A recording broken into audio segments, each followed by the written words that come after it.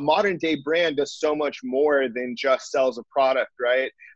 It has so much more than that. It's an experience. It's some type of distinguishable factor that's going to give it that ability to create a personality that's going to exit for a lot.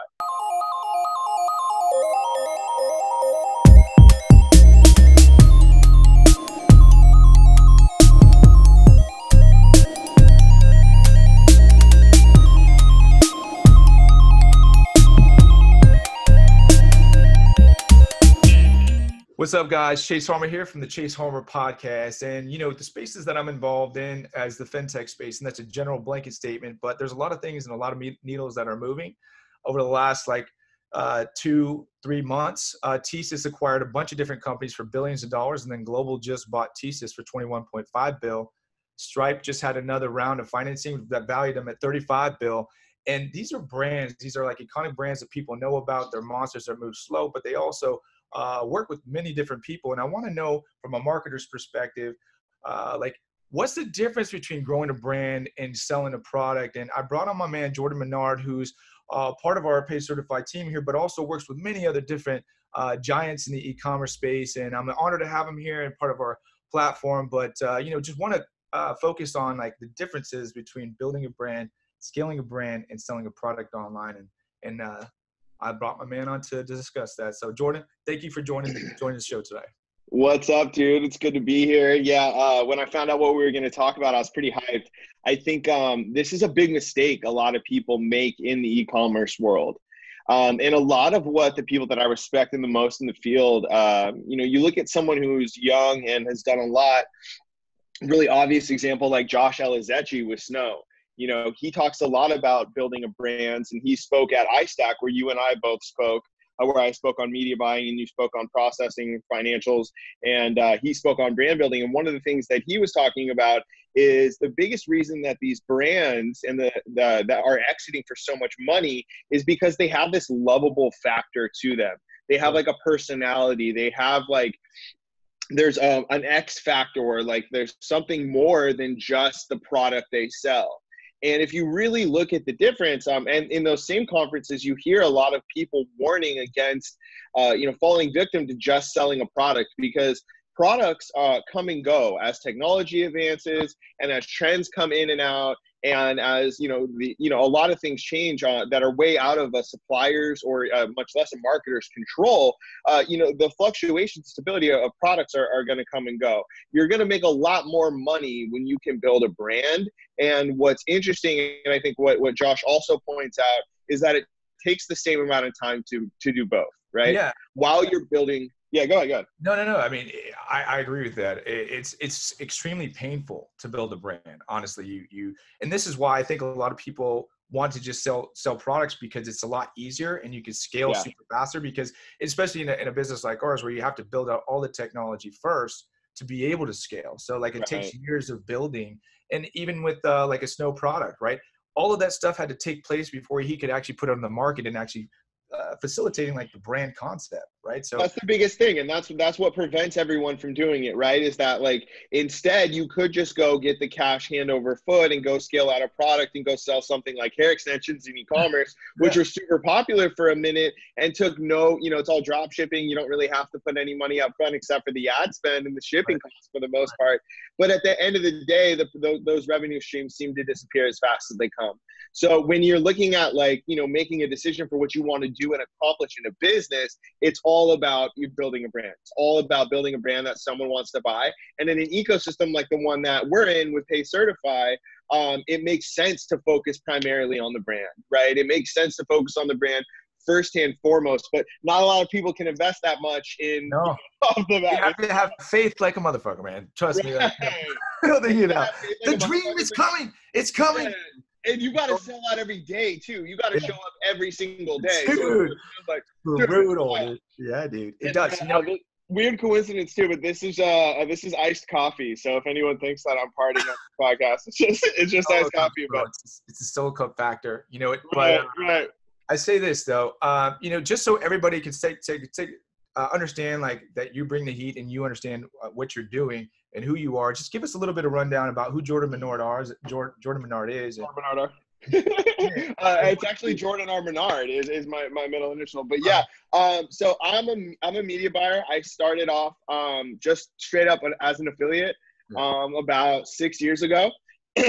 About 6 years ago, I was doing nothing, dude. I was like literally doing sales over the phone and having to find my own leads, cold calling, and it was a nightmare. And I wanted to find a better way to get leads, so I went into online advertising. About 3 years ago, I started becoming really interested in doing more than advertising and building online businesses and real brands. And the first brand I got really involved in was consulting.com at scale. And consulting.com was really cool because we had an opportunity to kind of reconfigure how people looked at consulting and kind of change the traditional definition, which a lot of people had beef with, right? And it was funny because like a lot of them were right, but I just didn't care because they were commenting and we were selling. So, it was good. It worked. And so, I was the lead at user acquisition for consulting.com for a while, about 2 years. And there's a few articles you can read about where I'm talking about like some of the things we were able to do with some really advanced tracking and data segmentation, which was key for us to scale. At one point, dude, we were spending like 30 to 40,000 a day on webinar traffic. And I was like buying all of that traffic by myself, writing all the ads, making all the ads, doing all the data. And so, we were part of three people produced enough leads and sales through an auto webinar to do about 20 million sales in a year. So it was wild. And so that was the first time I saw the strength of brand building. And that was the first time I, through a paid traffic approach, stepped outside of the classic traditional affiliate model, which was literally just to get sales, and looked at something bigger, looked at how I could magnify the effect and just control people's news feeds once they had to engage just a little bit with my content. Right. And I had never engaged in that type of buying before. It was really never at that scale, first of all, but the complexity in as we were pushing people through the funnel and buying so much ad space and dealing with all the volatility, it really like made me interested in the power of brand building online. And so, earlier this year, I decided to go do my own thing and run my own firm. And, eventually met you and got a very small boutique list of clients. And we're actually not accepting clients anymore. We just run with the ones that we have because we have back end deals on all of them. And so we really work with a small group of people. And we, as you know, like we do with Pay Certified, we cover all of the traffic. And in my opinion, we're some of the best in the world at buying traffic, but I'm obviously biased. And, but we also do, the full branding spectrum, from how your Instagram looks at top, for someone to just look at it, to, engagement posts and content creation. And a modern day brand does so much more than just sells a product, right? It has so much more than that. It's an experience. It's some type of distinguishable factor that's going to give it that ability to create a personality that's going to exit for a lot. When you think about building a brand, you think about all the things that happen wrong like along that process, and it's because like you're growing pains, you have pains first that are you're not able to get what you need to get done, then you have pains that all of a sudden you're doing so much business that you realize you have to scale more in other ways. But when things like that happen, when hiccups like that happen, how does that affect the marketing, right? Because like you ultimately have to scale back a little bit, and so what's your kind of thoughts on that? So there's two different, marketing, you have to be aware. Marketing it's a very broad term, right? You can have a lot of different types of marketing, and every type of marketing will have a different objective depending on what you want to do, right? Do you want to buy billboard space and be seen everywhere you go, and everyone thinks, oh yeah, Pay Certified or Coca-Cola or whatever you want to do? Or do you want to do performance marketing, which is direct attribution to a spend and seeing a direct return? Now, I think the traditional school of thought is that just get it up there and people will see it. But in actuality, like we found with online display ads, people ignore a lot of that. And it's very difficult to attribute that. So we look at marketing in relation to dealing with the businesses, like growing pains and bumps, as The benefit of our marketing is anytime that you want to bring down the investment, you can, because it's paid, it's all online. We're focusing on individual user acquisition, which means we set campaign budgets into into Facebook or whatever. If you were to put up like a billboard or something and you wanted to, draw down for that would be very difficult. You're only going to get that certain segment of highway that's going to see it, right? I think exactly ultimately having the omni-channel approach, and like this is kind of like what you guys are really good at, is building this omni-channel approach. Because guess what? I mean, not all channels are going to work all the time, right? So you got to switch things up and make sure that you have all cylinders going at full capacity. And I guess what's the key to managing that, right? So me from my side, I understand what we have to do internally, but on the ad buying side, and what you guys do is kind of like magic to me, right? So how do you guys like manage these different elements or these different functions, different like places that you guys have to pull traffic from, right? Yeah, dude, great question. One roof. How do you do that? Yeah, great question. So people pay me money just to talk about this. Literally, it's we do 2-hour consulting sessions for $3,000, and it's just this, right? It's just, okay, what the fuck am I looking at? Because like most people in a high level way, like not a I know, I got it. I'll explain it. Most people don't know what they're looking at. They have like this chart on their website, and they think that's what they think it means something, but they're not looking at the right windows. So everything that we do, one of the biggest things is 10 a.m. In the morning, getting into the data and taking a look at the metrics from the day before and taking a look at like the cost and what's going on in the market, right?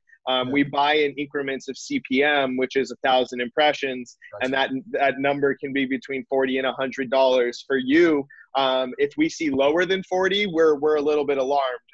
It's like, why is that audience so cheap? We expect it to be above $40 because we notice the quality is bad. A lot of it, is staying in the numbers every single day. Facebook itself requires a lot of attribution and a lot of launching ads. But when you're looking at omnichannel, the best thing that I can recommend is to look at, create links that have unique identifiers, whether that be UTMs or whatever, and track according to traffic source that way, and set up unique funnels, if at all possible, for each attribution source. It's one of the trickiest things in the world to figure out omnichannel attribution. And, attribution source. Yeah, I'm a joke about this. Hey, listen, man, you're getting way too technical for me, bro. But okay, for the majority of people that are like listening to our podcast, it's entrepreneurs, right? So entrepreneurs that are looking to grow a business, and they probably might be a sales guy, they might have some sort of product, but they don't know like what like for a high level, for like an e-commerce entrepreneur that maybe thinks he's going to try to do some Google on his own or whatever. What's that kind of like a blanket way to kind of start understanding some sort of metrics to make a next step to talk to a Jordan? Yeah, just get your Facebook pixel and get your Google Analytics in there, and install both of those into the header of your website. It's really easy, and just watch a couple videos on how to like track. The thing is, at any level of business, right? You're really just looking at numbers. Right? Like ultimately that's what a business is. A business is P&Ls, a business is paper and numbers and sheets, right? And so traffic is the same thing. And just like you need to have on a P&L different sources, where this is coming from and how, breakdowns, right? Any business will have that if they're going to operate. Same with traffic. You need to have the same type of breakdowns. You need to set things up to have the same type of breakdowns. And once you do that, it becomes very easy. Just like if you have a bookkeeper, you have someone that's giving you your reports, you just look at your reports, right? Preferably on an iPad because they're really easy to scroll. Sure. But, paid traffic's the same. So we are looking at numbers all the time and setting up just very basic things like understanding how Google Analytics works, understanding what Facebook's Pixel does will give you a lot of insight into what's going on into your website, how to buy traffic and stuff like that. Sure. And like, numbers, everyone looks at numbers, but numbers are painful to look at in the beginning. And you just got to realize sometimes they're painful, but that's the only way that you can move the needle, right? Because you understand it's like fucked up somewhere, but you really don't understand how fucked up or decent it is until you actually look at what's really happening. Right. As an entrepreneur myself, it was always really hard for me to like dig into the numbers all the time because I was always kind of scared to see exactly like how good I thought I was. But, Right. you have to have that conversation and that real world conversation with yourself if you're trying to scale into a brand, right? Because if you're Right. selling stuff, the numbers, they matter. Of course, they matter because you'll run out of money at some point. But if you're building a brand, there's a lot more money that you have to extend out there. Yeah, definitely. And so let's talk about that for a second. Like Yeah. when with you, like I prepare you how much money we have to lose on certain traffic things. You know what I mean? Yeah. Like I'll be like, yo, hey, we gotta lose like $3,000 on the front end so I can figure out what's happening. Sure. It'll iron out in the next. And so I think that's one of the things that's super crucial about knowing your numbers is it allows you to lose in the way that will move the needle. You don't just like your money doesn't just disappear. It's like, hey, we spent this much on testing or whatever. And while numbers are intimidating, I think because I go through the same thing and like I'm just working through this.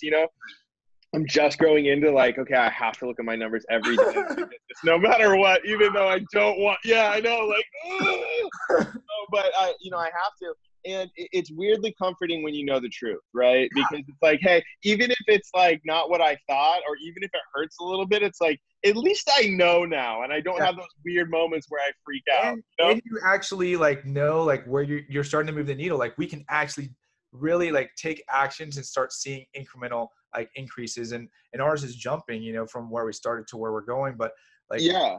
But seeing that is actually because the entrepreneur journey is so fucking painful. I think it hurts so much a lot of the times because you do have to show up and do all that stuff. And that's why you're scared to look at those numbers. But when you see that stuff, it actually like makes you real happy, but also knows you that on the right path to build that brand and scale that business too. Yeah, that's so true with what we've been doing just on the daily with Pay Certify. I look at, so let's talk about these acquisitions that you brought up earlier. Let's talk about some of these numbers. And I think it would be kind of cool to talk about your plan for Pay Certify and kind of how you see this growing in a world where there's a lot of buzz.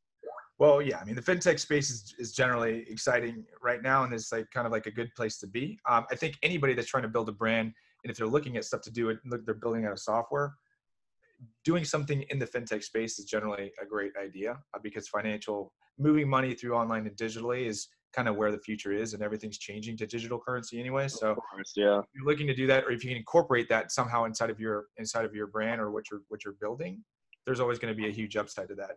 Our plan is obviously to grow this, to sell this, and there's a lot of companies inside of our space that want to buy companies like ours. So that's kind of where we're heading. But enough about me and what we're doing here. I mean, I wanted to actually get into the mind of the marketer, the man that's actually helping us move the needle here. Sure. So, well, on that note, that's why I was kind of asking, because it was going to set up where I wanted to take this convo. And when you look at building a brand, I think a lot of people kind of miss the idea of why you want to do it. And it's exactly what you just said. You want to be bought out, right? Yeah. Brand, you just want to sell that brand. So how can you do that? How can you make that brand worth money? And so we're doing a lot of things on a paid traffic side to create like a predictable system, right? We want to create a system where it's like, if someone were to look at it, my opinion as like a marketer, how we can enhance brand value, even from a paid traffic side, is if this brand were to exit and we were to sell it with a user acquisition model that had like, hey, look, you spend $60K a month on Facebook and you make this many clients and it's just going to keep going. Yeah. That's how you can leverage that into like a multiple conversation. You know what I mean? And finding anything like that as a marketer is what I try to do, is look for things that create a multiple conversation. Sure. I mean, it's all about setting systems and processes, and ultimately the bigger that you get, the more that you understand that, because the more it becomes a necessity to actually operate the business, because there's so much business coming in. You have to be able to set up processes and procedures so anybody can come into the business and with a turn of a key, take it over, right? And that's what makes it worth a lot of money, not only being in the industry, the vertical, but ultimately turnkey system, which includes a great marketing side that ultimately has tangible and visible results that you can grind into on a daily basis. And I don't think it was possible until recently to the degree it is, right? Like you could sell a company with a really great in-house marketing team that was pushing out really good creative and really good systems, but that requires all those people to like be at that, and if they're selling the company, you're going to risk losing them. For this, it's really not that way, right? These campaigns are built into we built them for you. It's not like we're running out there handing flyers. It's like they're just always spending money. 24 hours, always windshield working. wipers. Yeah, exactly. Little pay certified drops on the windshield.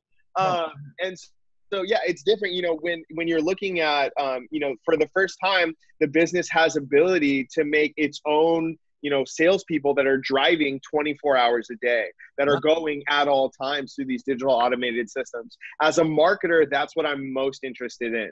Sure. I've been working for over 6 weeks on building the Entreport automation and marketing automation for Pay Certify for your company. You don't even know fully what that's going to be yet. You know what I mean? Because it's like, it's so complicated, but these are the systems that when you build out, they give you this X factor because they give you predictable, reliable numbers, right? You can be like, you can show another brand, hey, look, we have a sample.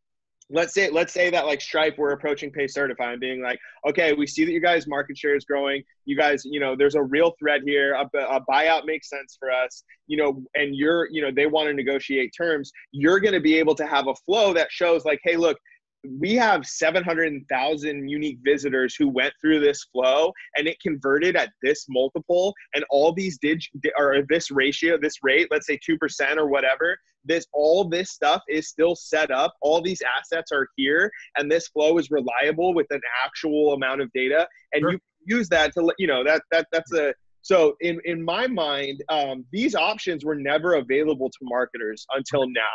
How those upsell other features or tools of the platform, and any platform, anybody that has a business, right? Like what you're talking about, an entrepreneur is actually building out these systems that they can show. Oh, this resulted in all these different sales, and this is how much additional capital or revenue this made us.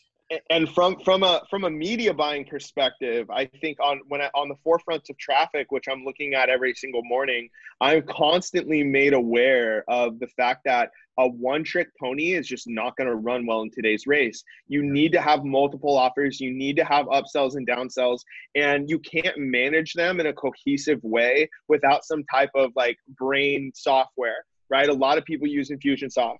I prefer Entreport. It's a way I prefer Entreport because I fucking hate Infusionsoft, but and I'll never use it because I feel like it breaks all the time. But Entreport's a little bit more expensive. But without something like that, I just don't see how you can really take it to the next level. So kind of like how you were talking about earlier, instead of like shielding away from numbers and being like, I don't want to look at them, but forcing yourself to, there are basic tech things that you can understand the theory of, so that will at least let you go hire someone, right? Sure. Like you hired me and you knew what you needed in theory and I matched that profile, but you still had to get to the point where you knew what you needed. Right. And so that's why I'm encouraged, that's why I would encourage business owners and brand owners to look to find someone who's going to build you those types of things, because I think in the future, especially, they're going to be uniquely valuable when you try to exit. Well, yeah, it's all about automating the processes, automating the sales funnel. Everything that you can take out of a person or a manual process in any way is going to add incremental value to your brand. Right. And, on that note, man, there's a lot of stuff that we're doing together. You're fucking amazing. We're going to New York in a week and a half. What are you going to talk about in New York at Geek Out? So in New York, I'm going to talk specifically about ad buying in Q4. We're going to talk dynamic creative. We're going to talk a bunch of nerd nonsense. Everyone's there because they want to talk about ads. I'm an advertising motherfucker. I'm a paid media guy at heart. So I'm gonna, it's gonna be right up the alley. But I'm also gonna talk about some things like friendly fraud, which are going to increase during Q4, especially during Christmas time. People trying to say that they didn't buy that on Amazon, or and fraud is going to increase as well overall. So there's things to be aware of, and but really what I'm going to be talking about is how to scale your ads, how to look at attribution windows of sales, chargebacks, everything like that, and match that up more properly to your data. I'm going to talk a lot about one-day click attribution, which sounds like nonsense right now, but to those guys, to anyone buying ads, I think it means a ton. Sure. And I'm going to talk about how to make a lot of money in the toughest quarter of the year, Q4. Yeah, no, Q4 you want to smash and you want to get going, and obviously set up the next year right too. So Jordan, as always, man, it's a pleasure to talk with you. You're a fucking badass. You are a machine, and I love you. I love you, bro. If anybody wants to reach out to you or get more information or have a conversation with you, is there a way that they can get in touch with you? I'm pretty low key. I'm behind the scenes, but I'm always online. You can check me out on Facebook, Jordan Menard, Instagram, Jordan Has Wings. I'm pretty low key, but right on, brother. Well, you have man. a great rest of your day. Look forward to keep this machine rolling, and talk to you soon, bro. Peace.